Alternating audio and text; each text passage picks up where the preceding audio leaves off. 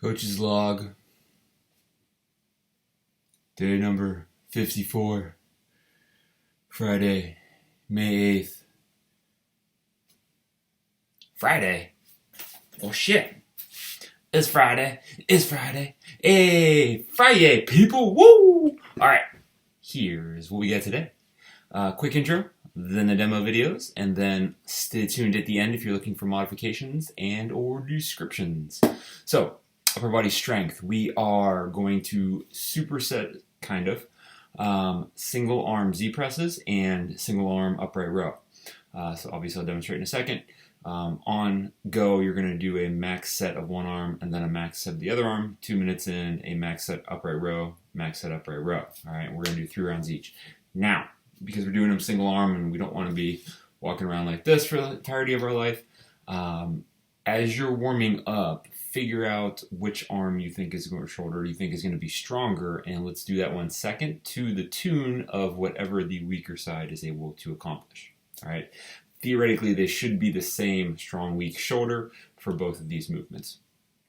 For the workout, 8-minute AMRAP, we are going to wall climb 2 shoulder taps. So round 1, wall climb up, 1, 2. Round 2, wall climb up, 1, 2, 3, 4, etc. Keeps increasing. So a couple things here that I'm going to describe now, and then I'll just demonstrate later. You only have to wall climb once as long as you can accomplish all these shoulder taps as you're up in that position. All right. Once you finish that round shoulder taps, 2, 4, 6, 8, 10, etc., etc., I personally am going to have a dumbbell setup where you're going to do 20 lateral hops. 1, 2, 3, 4, count every hop. All right. Once you hit 20, we're back increasing the reps on the shoulder taps. Now, the wall climb height and complexity, meaning as you're going to see in the video, how high I take my feet up on the wall, etc., is based on the shoulder taps, not necessarily can I do the wall climb.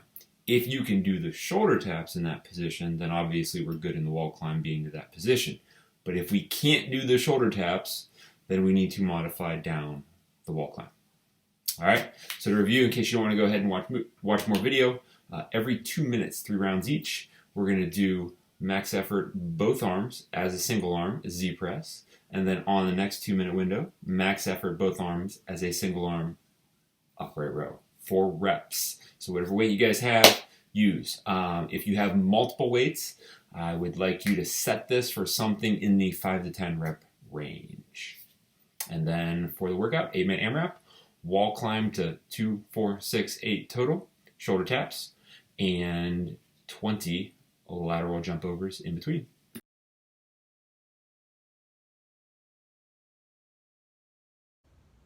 Alright guys, we're out here for workout demonstration, strength, and then the workout itself.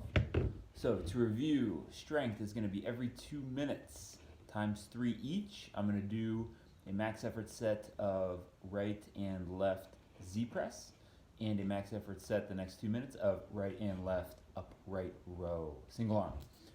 Like I said, know which arm is a little bit weaker than the other one, which one's a little bit stronger. Do the weaker one first, equal the reps on the stronger arm. All right, so to demonstrate, Z press can be done with a dumbbell kettlebell. Technically, we could always loop a band around under our butt and press it overhead from there as well. The idea here is that in the seated, knees straight, legs open position, I can't compensate and create bad posture with my spine. So I'm forced to accomplish all overhead mobility through the shoulder mobility I have itself. Now, for the upright row, I'm sure most of us are probably going to stand up, but just for the ease of getting this in the video, I'm going to kneel and row from here. Remember, elbow leads, height is shoulder, collarbone area as our goal. Remember, a couple points there we want to make sure we're focusing on is that I'm not rotating back and dropping that elbow. All right, so that is our strength piece. For the workout, as I explained, the wall climb should only go as far as we can do the tap. RX wall climb the tap, being completely vertical, tapping from there. If we need to modify or scale that wall climb back, there's a couple ways we can do it. Obviously, one of those ways is putting the feet up on a bench, getting the butt and hips up in the air, just like we would modify a handstand push-up. We can also do that in terms of a half wall climb. Looking for a 45-degree angle, tapping from there. We can also do it with the feet at the base of the wall,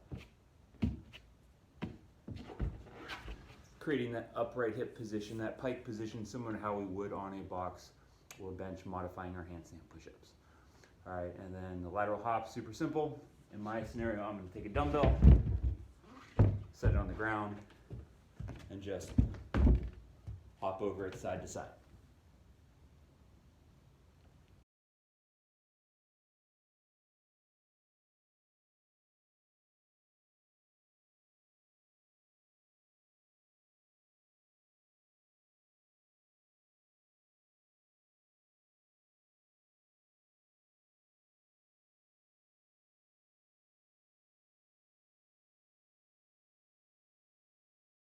Modifications here that we haven't already talked about that are straightforward.